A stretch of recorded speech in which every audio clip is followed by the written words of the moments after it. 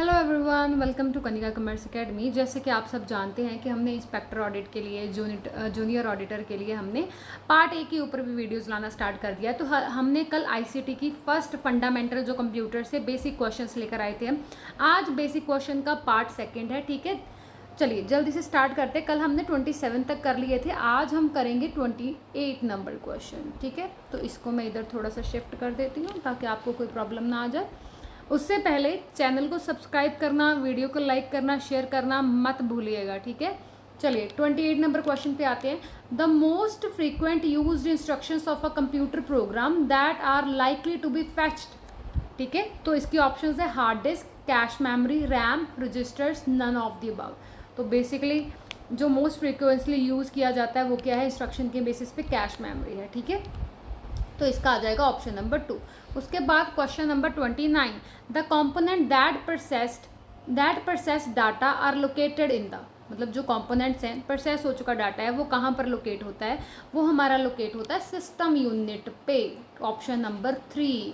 चलते हैं question number 30 की तरफ। क्वेश्चन नंबर 30 है मेरे पास, which type of data has been organised और presented in a meaningful fashion. कौन सा टाइप ऑफ डाटा है जिसको हम ऑर्गेनाइज या प्रेजेंट ऐसे करते हैं, मतलब एक मीनिंगफुल फैशन के अंदर हम क्या करते हैं, उसको प्रेजेंट करते हैं। तो इसका आ जाएगा आंसर इंफॉर्मेशन, ठीक है। Option number 4। क्वेश्चन नंबर 31 पे ऊपर चलते हैं हम लोग। All of the following are example of input devices except. नीचे लिखी हुई सारी की सारी एग्जाम्पल्स इनपुट डिवाइस की हैं सिवाय एक के। स्कैनर मेरा इनपुट है, माउस मेरा इनपुट है, कीबोर्ड मेरा इनपुट है, बट मेरा प्रिंटर इनपुट नहीं है। तो यही इसका आंसर आ जाएगा, ठीक है। चलिए question number 32, a computer gather data, process it, output the data और information and dash the data और इन्फॉर्मेशन। तो बोल रहे हैं कंप्यूटर क्या करता है, गैदर करता है, प्रोसेस करता है, आउटपुट ला के देता है हमें जो भी डाटा या इन्फॉर्मेशन होता है, और क्या करता है, ये हाइड नहीं करता, राइट नहीं करता, डिलीट नहीं करता, ये क्या करता है, स्टोर करता है। तो ऑप्शन नंबर 2 आ जाएगा, ठीक है। उसके बाद question number 33, a dash is a micro processor based computing device. कौन सा micro processor based computing device है। तो इसकी ऑप्शंस होंगी ऊपर, वेट चलते हैं हम लोग, ये इधर, अब मैं इधर शिफ्ट हो जाती हूँ जी। तो ये ऑप्शन है आपके पास, personal computer, mainframe, workstation, server, none of the above. तो सीधा सीधा इसका आंसर क्या आ जाएगा, पर्सनल कंप्यूटर आ जाएगा, ऑप्शन नंबर 1, ठीक है। उसके बाद question number 34, the most common pointing input device. Pointing input device सबको पता है कि माउस मेरा क्या है, पॉइंटिंग इनपुट डिवाइस है। सीधा सीधा इसका तो आंसर निकल गया, बहुत बेसिक था ये तो। Question number 35, which type of software is distributed free but require the user to pay some amount of further use. मतलब वैसे तो क्या है, वो डिस्ट्रीब्यूट करा जाता है फ्री के तौर पर, बट फिर भी ना यूज़र को कुछ ना कुछ उसका फर्दर यूज़ के लिए पे करना पड़ता है। तो क्या है इसका, freeware, shareware, rentalware, public domain software and abandonware. तो इसका आंसर है फ्रीवेयर, ठीक है। इसका आंसर है फ्रीवेयर 35 का। उसके बाद question number 36, external devices such as printer, keyboards and modems are known as. जो एक्सटर्नल डिवाइसेस होते हैं, लाइक कंप्यूटर के आउटसाइड हमारे होते हैं, ठीक है, बीच में नहीं होते, तो इनको हम क्या बोलते हैं, add on devices, peripherals, extra hardware devices, PC expansion slot, advance and special bias. तो ये होते हैं हमारे पेरिफेरल्स, ठीक है। Question number 37, which of the following is not an example of hardware. Hardware की एग्जाम्पल क्या नहीं है, स्कैनर मेरा हार्डवेयर है, प्रिंटर मेरा हार्डवेयर है, मॉनिटर मेरा हार्डवेयर है, माउस मेरा हार्डवेयर है, बट इंटरप्रेटर ना ना ना ना ना। तो यही इसका सही आंसर आ जाएगा, ऑप्शन नंबर 4, ठीक है। उसके बाद question number 38, which of the following is the faster type of computer. सबसे फास्टर टाइप ऑफ कंप्यूटर क्या है मेरा, तो ठीक है, laptop, notebook, personal, work station या फिर सुपर कंप्यूटर। अभी भी नाम ही बता रहा है इसका कि सुपर कंप्यूटर क्या है, सबसे फास्टेस्ट टाइप ऑफ कंप्यूटर है, ठीक है। चलिए आगे चलते हैं क्वेश्चन नंबर 39 पर।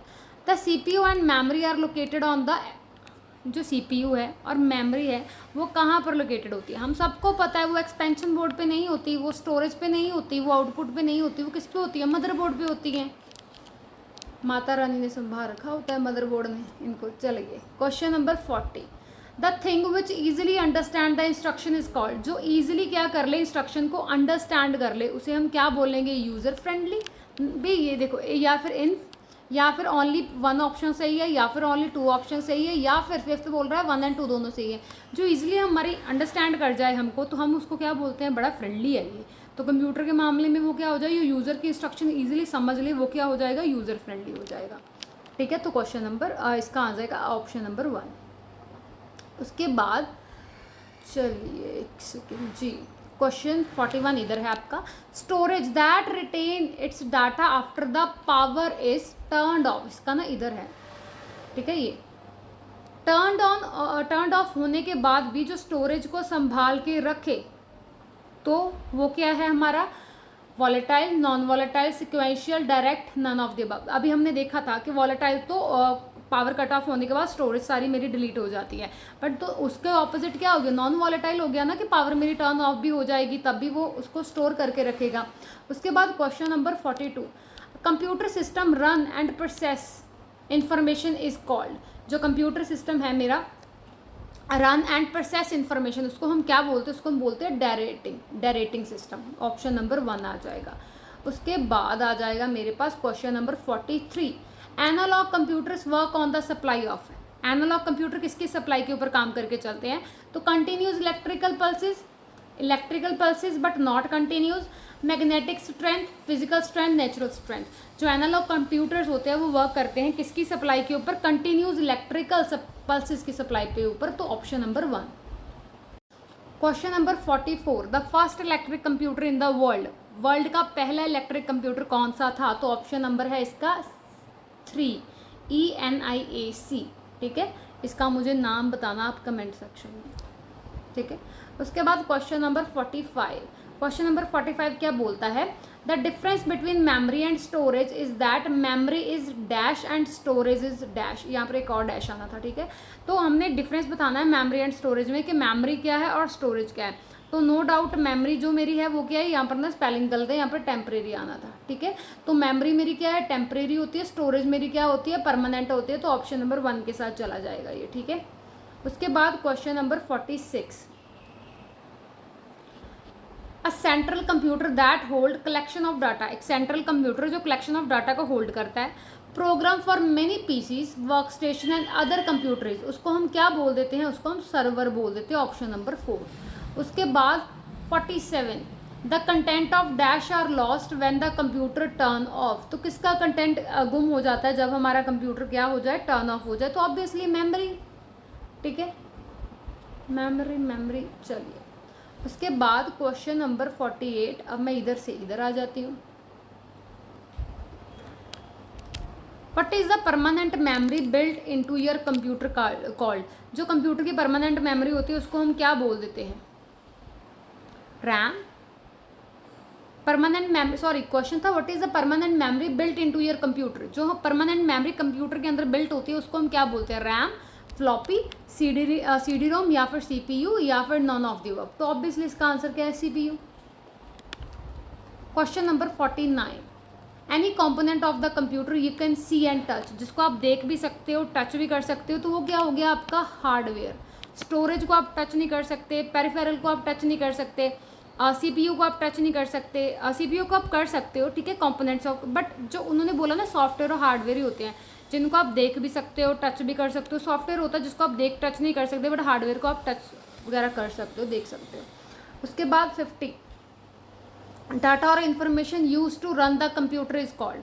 जो डाटा और इन्फॉर्मेशन हमें चाहिए होता है कंप्यूटर को चलाने के लिए, उसे हम क्या बोल देते हैं, उसे हम बोल देते हैं सॉफ्टवेयर।